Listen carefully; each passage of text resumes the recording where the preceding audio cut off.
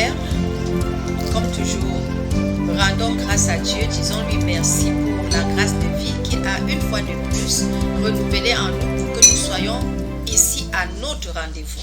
Alors, je ne saurais dire merci à tous ces perles qui, depuis les débuts, ne cessent de donner de leur temps et de leur présence pour écouter, apprécier et partager nos vidéos. Alors, le Dieu pour qui nous travaillons, seul vous récompensera au moment opportun. Et pour vous qui êtes là pour la première fois, celle qui vous parle, c'est Maman Brigitte Monté, plus affectueusement appelée Mamo, qui veut dire la mère des enfants. Vous êtes tous mes enfants et je vous souhaite la bienvenue dans la belle famille. Et je vous encourage à cliquer déjà sur le bouton de notification pour être informé de nos prochaines vidéos. Je vous encourage aussi à partager les vidéos sur vos différentes pages afin qu'ensemble nous puissions apporter un plus à nos vies, à nos familles et à la société. Alors gardez l'écoute. Aujourd'hui, nous abordons avec la deuxième clé sur la faveur. Et cette deuxième clé, nous l'avions titrée 5 clés pour activer et vivre la faveur de Dieu et des hommes dans notre couple. Alors, quand nous disons couple, nous faisons allusion au mariage. Alors, pour comprendre déjà ces 5 clés qui activent la faveur dans notre couple, nous devons savoir que Dieu est l'auteur de toute vie. Nous devons savoir qu'il est la source de tout bien. Nous devons savoir que le mariage est une institution divine. Nous devons savoir que c'est Dieu qui a institué le mariage. Alors, une fois que nous savons déjà toutes ces choses, nous venons maintenant partager avec vous les 5 clés que nous pensons peuvent vous aider à activer la faveur dans votre couple. Alors, gardez l'écoute. Alors, la première clé que j'ai jugée bon pour vous aider, mes perles, à ne pas commettre les erreurs que nous autres avions commises par le passé, c'est déjà de savoir se marier. La façon dont on se marie détermine si nous aurons la faveur dans notre mariage ou pas. Savoir se marier, c'est déjà une des premières clés. Et quand je dis savoir se marier, par exemple, c'est comprendre que c'est l'homme qui va vers la femme. Ce n'est pas la femme qui va vers l'homme. Et ce sont les parents de la femme qui donnent la main de la femme à l'homme. La femme ne se marie pas d'elle-même. Ce sont les parents. Là, c'est ce que c'est en quelque sorte comment savoir se marier. Et le deuxième point, c'est la femme est une aide pour l'homme. L'homme est le chef de famille. Et la femme est une aide pour l'homme. Voilà des principes de Dieu que nous devons respecter si nous voulons vivre la faveur de Dieu dans notre couple. Le troisième point, comme je l'ai dit, l'homme est le chef de famille. Le troisième point, la femme est une aide pour l'homme.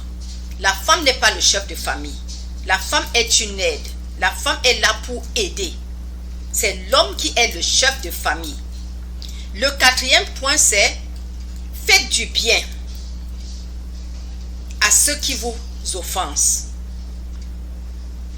Le Seigneur nous demande de faire du bien à ceux qui nous offensent si nous voulons vivre la faveur dans notre couple. Le cinquième et pas les moindres, c'est pardonner à ceux qui nous offensent.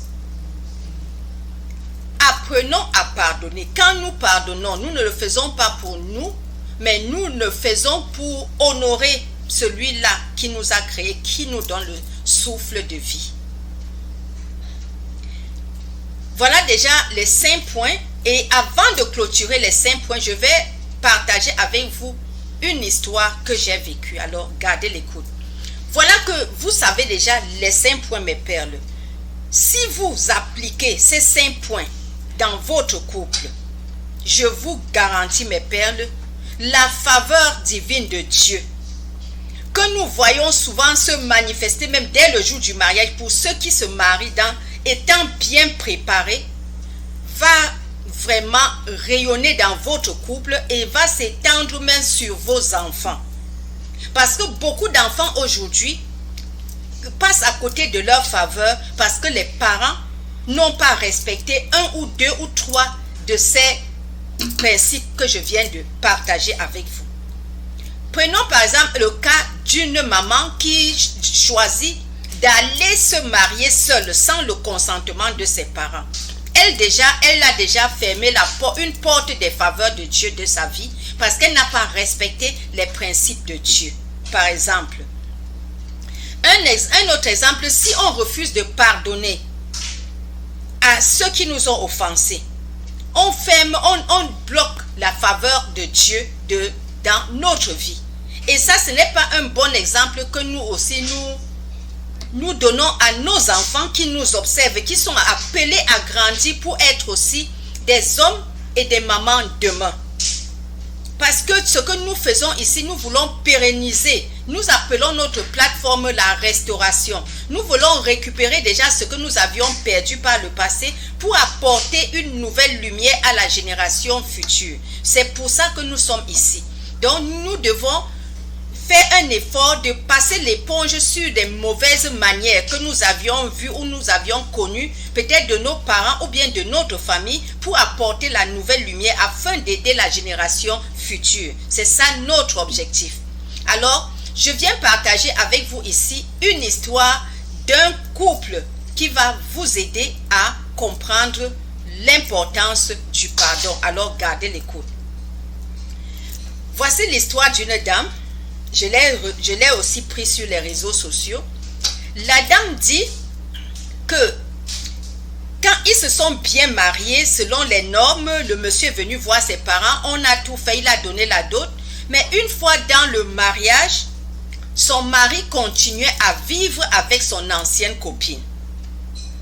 Alors cette vie, comme des femmes, on ne sait pas si celle-là a fait des pratiques. Et la dame dit qu'elle n'a pas compris comment du jour au lendemain, son mari l'a carrément abandonnée dès qu'elle a pris la grossesse de leur premier enfant pour s'occuper, pour passer plus de son temps avec cette dernière.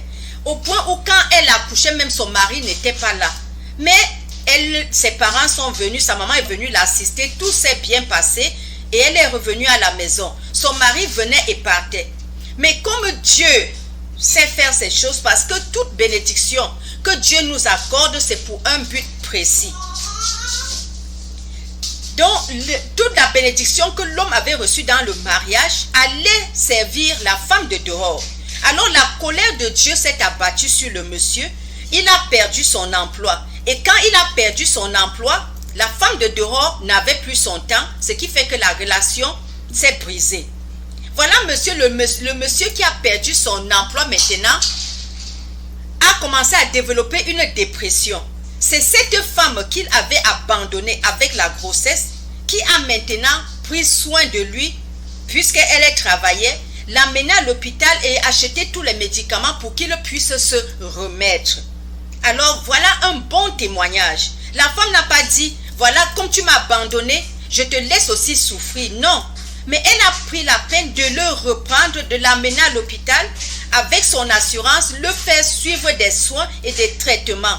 Alors voilà un exemple que nous pouvons imiter. Que le Saint-Esprit nous accompagne, que la lumière divine nous éclaire et que le Dieu de grâce nous aide toujours à poser des actes positifs qui attirent la faveur dans nos vies pour nous et pour nos futurs enfants. Bon début de semaine et dans la paix, je vous aime. Bye.